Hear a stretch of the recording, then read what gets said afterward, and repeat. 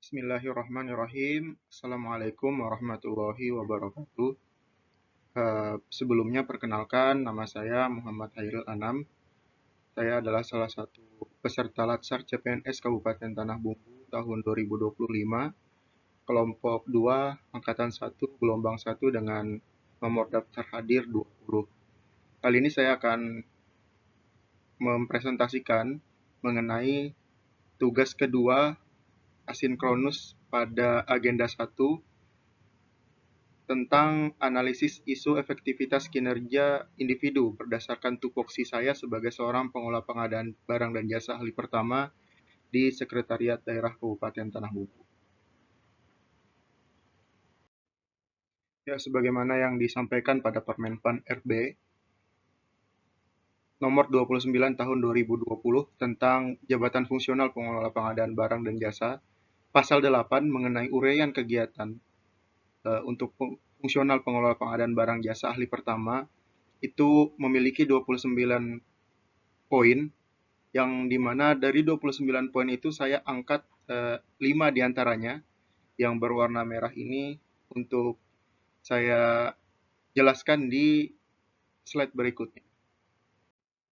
Namun sebelumnya, izinkan saya untuk menyampaikan mengenai tahapan-tahapan pengadaan barang dan jasa bagaimana diamanatkan pada Peraturan Presiden Nomor 46 Tahun 2025 tentang perubahan kedua atas Peraturan Presiden Nomor 16 Tahun 2018 tentang pengadaan barang dan jasa pemerintah, di mana tahapan-tahapan tersebut, subtahapan tersebut meliputi perencanaan, kemudian persiapan pengadaan, bisa dilihat detail-detailnya, kemudian dilanjut dengan persiapan pemilihan, dan masuk kepada proses pemilihan sampai pada pelaksanaan kontrak, termasuk juga pengendalian yang ada di dalamnya, sampai pada akhir tahapan, yaitu tahapan serah terima yang menggunakan berita acara serah terima.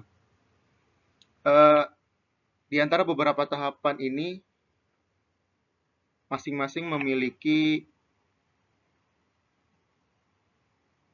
pelaku pengadaan yang memiliki tanggung jawab pada pos-pos tahapan masing-masing. Ya, ini adalah 5 identifikasi masalah yang saya angkat berdasarkan tupoksi saya tadi pada Permenpan RB nomor 29 tahun 2020, dan 5 diantaranya adalah belum efektifnya kualitas perencanaan barang dan jasa pada tahapan awal pengadaan barang dan jasa, kemudian juga belum optimalnya penggunaan sistem pengadaan secara elektronik yang kita kenal dengan SPSE, kemudian belum adaptifnya pelaku pengadaan terhadap perubahan regulasi yang sering terjadi, yang lazim terjadi pada dinamika pengadaan barang dan jasa, kemudian juga belum lengkapnya SOP baku untuk alur komunikasi dan koordinasi pengadaan antar unit, kemudian yang terakhir, belum efisiensinya akurasi harga perkiraan sendiri terhadap dengan harga pasar yang ada. Kemudian 5 isu yang telah diangkat tadi akan kita coba saring atau tapis menggunakan metode APKL, yang mana metode ini mengukur seberapa aktual atau seberapa nyata isu itu sedang terjadi, dan kemudian P-nya menunjukkan problematik seberapa besar masalah itu mengganggu atau menimbulkan kesulitan. K-nya menunjukkan kekhalayakan yang mengukur seberapa luas dampaknya terhadap orang lain, baik itu stakeholder, pengguna, maupun publik secara umum. Dan L-nya menunjukkan kelayakan, seberapa pantas atau penting masalah ini untuk segera diselesaikan. Masing-masing itu kita nilai pada rentang angka 1 dan 5, yang kemudian menghasilkan total nilai, dan 3 isu dengan total nilai tertinggi akan kita angkat untuk kemudian kita saring lagi menggunakan metode USG.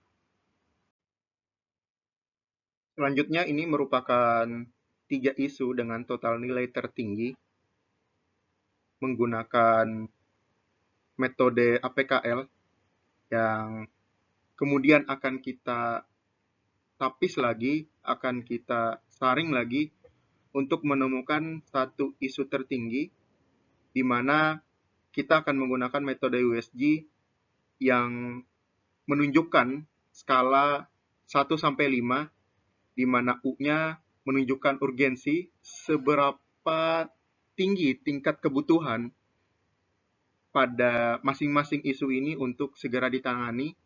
Kemudian S-nya menunjukkan seriousness, seberapa besar dampak yang akan terjadi jika isu ini tidak ditangani dengan cepat. Dan G-nya menunjukkan growth, seberapa banyak isu ini akan berkembang, kemudian menambah masalah baru, atau merambat kepada isu-isu lain ketika tidak segera ditangani. Hasil tapisan menggunakan metode USG, kita lihat pada total nilai tertinggi adalah isu belum lengkapnya SOP baku untuk alur komunikasi dan koordinasi pengadaan antar unit.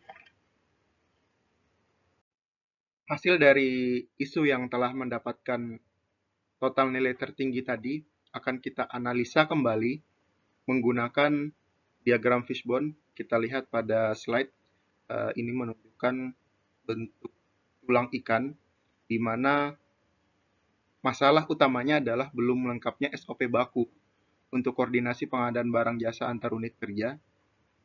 Kita lihat tulang-tulangnya, ya, kerangka-kerangka masalahnya ada demand, terjadinya pergantian pegawai, mutasi atau rotasi pada setiap paket yang berbeda, paket pengadaan yang berbeda, yang kemudian mengakibatkan kesinambungan pengetahuan dan koordinasi tidak terjaga secara optimal. Kemudian pada bagian material, dokumen-dokumen pengadaan dari unit pengguna seringkali tidak lengkap atau ditemukan tidak sesuai dengan format yang telah ditentukan. Dan pada akar masalah metode, revisi dokumen dilakukan secara berulang seringkali karena tidak ada pemeriksaan awal yang baku. Dan yang terakhir adalah mesin. Integrasi data antara aplikasi pengadaan dengan sistem internal itu ditemukan masih terbatas. Ini adalah analisis masalah dengan menggunakan diagram fishbone. Lalu bagaimana dengan solusi pada kerangka masalah yang telah kita tampilkan pada diagram fishbone tadi? Pada slide ini saya mencoba untuk menawarkan alternatif pemecahan masalah pada keempat akar masalah tadi.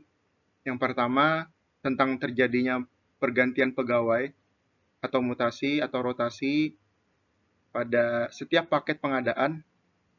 Saya mencoba untuk menawarkan alternatif pemecahan masalahnya, yaitu dengan menyusun SOP khusus untuk alur komunikasi dan koordinasi antar unit, yang kemudian kita membuat panduan langkah demi langkah di dalamnya, sehingga SOP itu tetap berlaku meskipun terjadi pergantian pegawai yang menangani paket pengadaan berbeda maupun yang sama.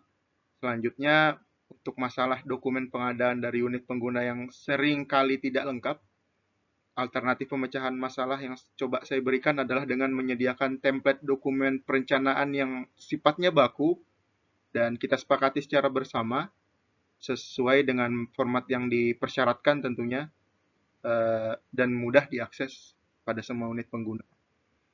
Yang ketiga, mengenai revisi dokumen yang sering terjadi secara berulang, ini kita coba minimalisir dengan melakukan integrasi terhadap tahapan-tahapan pemeriksaan dalam SOP yang kita sebutkan di poin 1 tadi. Dan yang terakhir mengenai integrasi data antar aplikasi dengan sistem internal yang masih terbatas.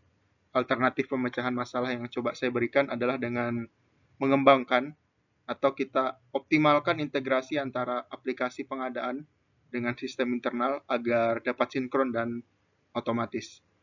Demikian alternatif pemecahan masalah dari beberapa kerangka masalah yang telah kita bahas dan uraikan tadi. Saya akhiri dengan ucapan Assalamualaikum warahmatullahi wabarakatuh.